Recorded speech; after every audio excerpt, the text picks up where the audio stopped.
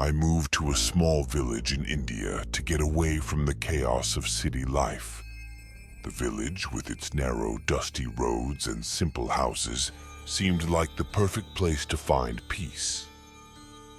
But I quickly learned that this village held dark secrets, and the most terrifying one was the legend of Nale Ba.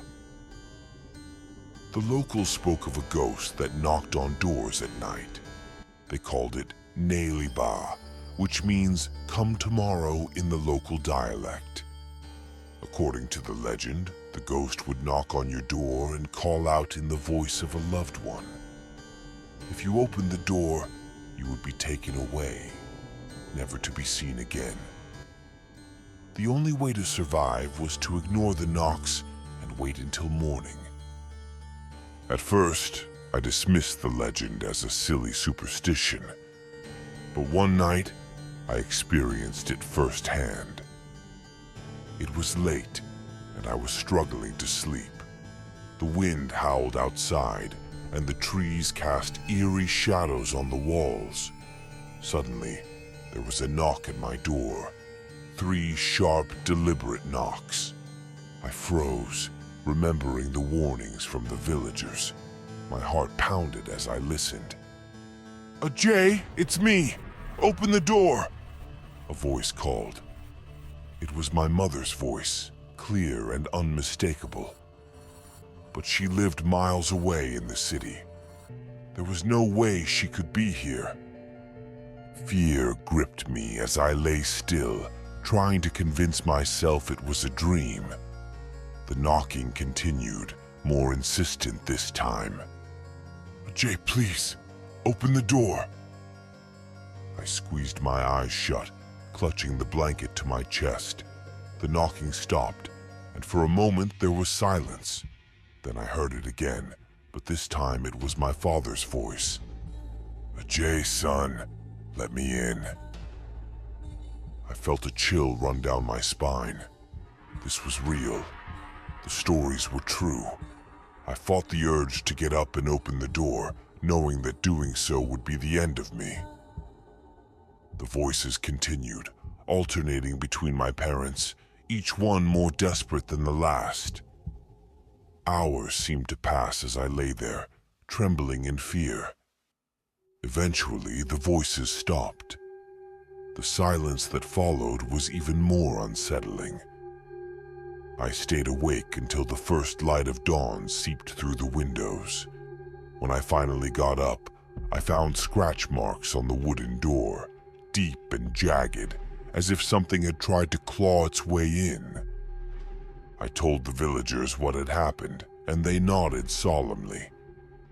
They had all experienced it at some point, they said, and they had all survived by ignoring the knocks.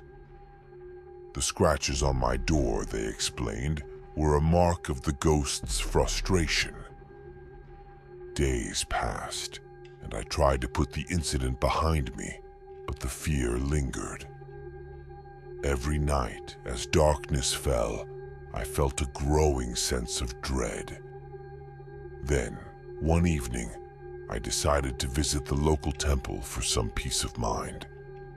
The temple priest listened to my story and handed me a talisman for protection. He warned me to never answer the door at night, no matter what I heard. I thanked him and returned home, hoping the talisman would keep me safe. That night, the knocking began again. This time, it was my sister's voice. "Jay, help me. Please, open the door." I clutched the talisman, my hands shaking. The knocks grew louder, more frantic. "Jay, I'm scared. Let me in." Tears streamed down my face as I fought the overwhelming urge to open the door. The voices continued throughout the night, each one more convincing than the last. By morning, I was a wreck, exhausted and terrified. The next day, I decided to leave the village. I couldn't endure another night of terror. As I packed my belongings, An old woman from the village approached me. She looked at me with sad, knowing eyes. "You can't run from Nale Ba," she said. "It will follow you wherever you go. The only way to escape is to face it." I didn't understand what she meant, but I had no choice. I couldn't stay. That night, as I prepared to leave, the knocking started again. I ignored it, as always, but this time I felt a cold presence in the room.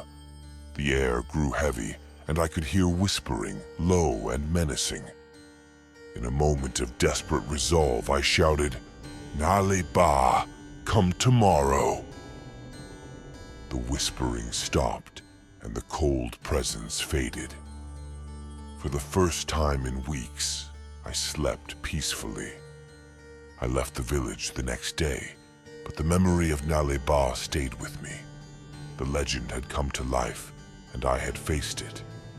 Whether it was a ghost or a manifestation of the villagers' fears, I would never know. But one thing was certain: some legends are more than just stories.